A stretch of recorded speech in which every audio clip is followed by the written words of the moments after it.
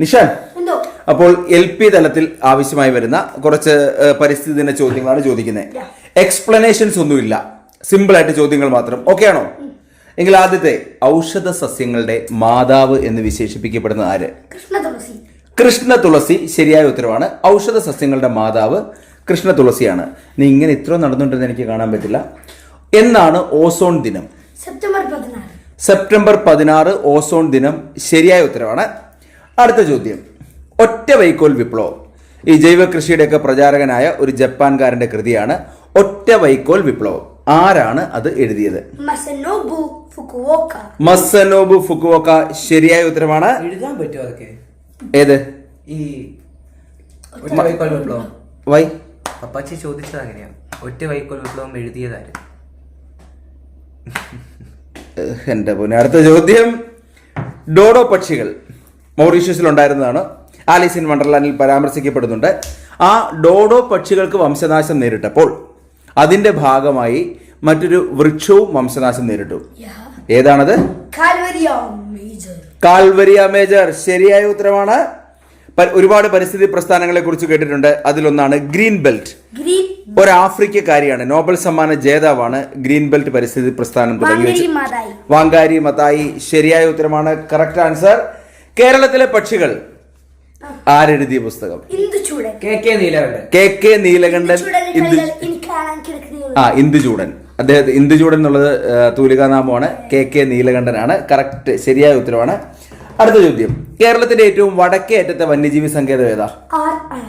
ആറളം വന്യജീവി സങ്കേതം. ശരിയായ ഉത്തരം. കണ്ണൂർ ജില്ലയിലെ ആറളം വന്യജീവി സങ്കേതമാണ് കേരളത്തിന്റെ ഏറ്റവും വടക്കേ അറ്റത്തെ വന്യജീവി സങ്കേതം. ശരി, ത്രിഫലങ്ങൾ എന്നറിയപ്പെടുന്ന ഏതൊക്കെയാ?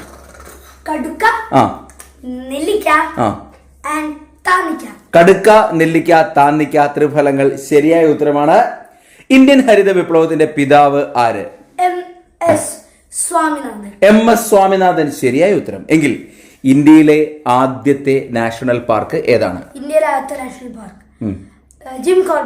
Jim Corbett national park. ശരിയായ ഉത്തരം. എങ്കിൽ കേരളത്തിൽ ഏറ്റവും കൂടുതൽ നദികളുള്ള ജില്ല? കാസർഗോഡ് ജില്ലയിലാണ് കേരളത്തിൽ ഏറ്റവും കൂടുതൽ നദികളുള്ളത്. മണ്ണ് ദിനം എന്നാണ്? കേട്ടില്ല. മണ്ണ് ദിനം ഡിസംബർ 5 ആണ്. ശരിയായ ഉത്തരം. WWF world wide fund for nature.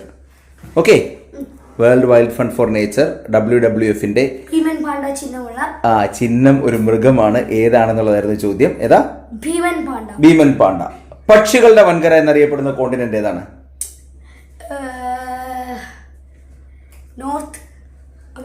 North America. ശരിയായ ഉത്തരം. പക്ഷികളുടെ വൻകര നോർത്ത് അമേരിക്കയാണ്.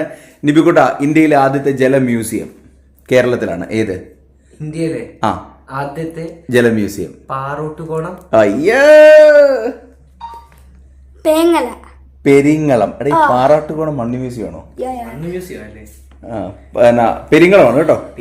പെരിങ്ങളമാണ് ആദ്യത്തെ ഏറ്റവും വിലപിടിപ്പുള്ള സുഗന്ധ വ്യഞ്ജനം? സാഫ്രോൺ, കുങ്കുമം. ശരിയായ ഉത്തരം. നിബിക്ക് ഉത്തരം നേരത്തെ തെറ്റിച്ചല്ലോ, അതുകൊണ്ട് ശാസ്താംകോട്ട കായൽ ഏത് ജില്ലയിലാണ്? ശാസ്താംകോട്ട കായൽ വയനാട്. സീരിയസ് ആയിട്ട് പറഞ്ഞാണോ? കൊല്ലം. എന്റെ പൊന്നോ, ശാസ്താംകോട്ട കായൽ കൊല്ലം ജില്ലയിൽ. വയനാട് ജില്ലയിലാണ് കേരളത്തിലെ ഏറ്റവും ഉയരം കൂടിയൊരു തടാകം ഉള്ളത്. അതേതാ? പൂക്കോട് തടാകം. എന്നാലും കടുത്തു പോയി കേട്ടോ. കേരളത്തിൽ കിഴക്കോട്ട് ഒഴുകുന്ന നദികളുടെ എണ്ണം എത്രയാ? 3. ആ 3 നദികളിൽ ഏറ്റവും വലുത് ഏത്? ഏതൊക്കെയാ 3 കേട്ടില്ല. കബനി, ഭവാനി, പാമ്പാർ. ഇതിൽ ഏറ്റവും വലുത് ഏതാണ്? കിഴക്കോട്ട് ഒഴുകുന്ന നദികളിൽ ഏറ്റവും വലുത് ഭവാനി. ശരിയായ ഉത്തരവാണ്. പ്രോജക്ട് എലിഫന്റ് ഏത് വർഷമാണ് തുടങ്ങിയെന്ന് പറയോ? 1992. ശരിയാണ്. 1992 പ്രോജക്ട് എലിഫന്റ് തുടങ്ങിയിരിക്കുന്നത്. പ്രകൃതിയുടെ ഔഷധശാല എന്നറിയപ്പെടുന്ന സസ്യം? വേപ്പ്. നീ പെട്ടെന്ന് പറഞ്ഞു അല്ലേ? നിഷാൻ പെട്ടുപോയത്. നിബി, റെഡ് ഡാറ്റ ബുക്കിൽ ഇന്ത്യയിൽ നിന്നുള്ള ഒരു വന്യജീവി സങ്കേതം ഉൾപ്പെട്ടിട്ടുണ്ട്.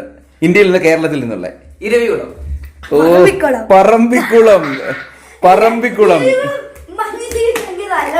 ഇരവികുളം അല്ല പറമ്പിക്കുളം കേട്ടോ. ടെക്നിക്കലി കേരളത്തിൽ മാത്രമല്ലല്ലോ, അതുകൊണ്ട് എനിക്ക് അത് ഗ്രാസ്പ് ചെയ്യാൻ പറ്റാഞ്ഞ. എന്തുകൊണ്ടാ ഇരവികുളം പിന്നെ എവിടെയുണ്ട്? പറമ്പിക്കുളം. പറമ്പിക്കുളം, റൈറ്റ്. മൊത്തത്തിൽ അബദ്ധങ്ങളെ പറയുന്നുള്ളൂ. നിഷാന്ത് ഇതന്നെ പറഞ്ഞാൽ മതി കേട്ടോ. ലോക വനദിനം മാർച്ച് 21. അങ്ങനെയാണെങ്കിൽ കൊച്ചിയുടെ ശ്വാസകോശം എന്നറിയപ്പെടുന്ന ഒരു പക്ഷി സങ്കേതമുണ്ട്. ഏതാ? മംഗളവനം. നിബി, പുഷ്പിച്ചാൽ വിളവ് കുറയുന്ന സസ്യം. മുള. എടാ കരിമ്പ്. നീ ശരിക്കും ഇത് അഭിനയിക്കുകയാണോ അതോ? പുഷ്പിച്ചാൽ വിളവ് കുറയുന്ന സസ്യം കരിമ്പ്. എടാ ഇവരെന്തുവാടാ? കേരളത്തിലെ ആദ്യത്തെ കാർബൺ ന്യൂട്രൽ പഞ്ചായത്ത് മീനങ്ങാടി. വയനാട് ജില്ലയിലെ മീനങ്ങാടിയാണ്. ഏറ്റവും ഉയരത്തിലുള്ള തടാകമൊക്കെ ചോദിച്ചു.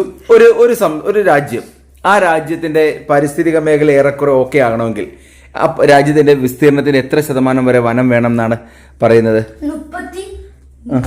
33. മൂന്നിലൊന്നെങ്കിലും വനം വേണം എന്നുള്ളതാണ്. ഓക്കെ, ഇന്ത്യയിൽ 20 ഇപ്പം. 20-25%. കുഴപ്പമില്ല, എന്നാലും നേരത്തേതിനേക്കാൾ കൂടിയിട്ടുണ്ടെന്ന് എൻ്റെ അറിവ്.